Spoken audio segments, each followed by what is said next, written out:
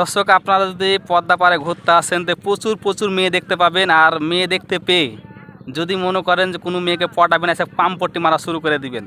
দেখবেন মেয়েরা একা একাই বসে বসে বাদাম খায়, একা একাই ঘুরে। যেসব মেয়েরা তাদের দিকে একটু ফলো করবেন।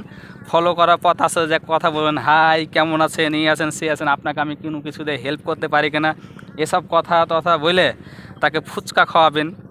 প্লেট হাতে ধরাই দিবেন, দিয়ে ফুচকা খাওয়াবেন, চটপটি খাওয়াবেন, হ্যাঁ, তারপরে আর কী খাই যেন, এগুলা খাওয়াবেন। খাওয়াইয়া আশেপাশে তার আর লোকজনকে দেখবেন, ফলো করবেন তার আত্মীয় স্বজন আছে কিনা। যখন দেখবেন যে নাই, তখন তাকে আপনার ভালোবাসার কথা তার সামনে শেয়ার করবেন। দেখবেন অটোমেটিক সে পটে গেছে। মানে যারা মেয়ে পটাতে পারে না তারা সেক্ষেত্রে পদ্মা পার ঘুরতে চলে আসবেন। পদ্মা পার ঘুরতে এসে যখন সিঙ্গেল কোনো মেয়েকে দেখবেন তখন আমার মতনকে পটাবেন। আমি অলরেডি একজনকে পটে ফেলেছি, এই যে এনাকে পটে ফেলেছি। হ্যাঁ, তাকান আপনি একটু তাকান দেখেন, এনাকে কিনা আমি অলরেডি পটিয়ে ফেলেছি। দেখছেন প্রচুর পরিমাণ মেয়ে, সে মনে করেন অলরেডি আমার প্রেমে পড়ে গেছে। হ্যাঁ, এখন মনে করেন শুধু মনে করেন জাস্ট মানে ওই প্রপোজ করতে বাকি আছে, তাইলে মনে করেন হয়ে গেল কাজ।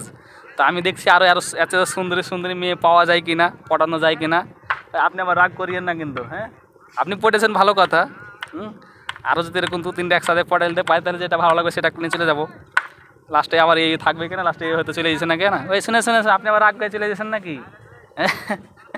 দেখেন, মেয়ের আবার রাগ পেরে টুপতে বেশি হয়ে যায়।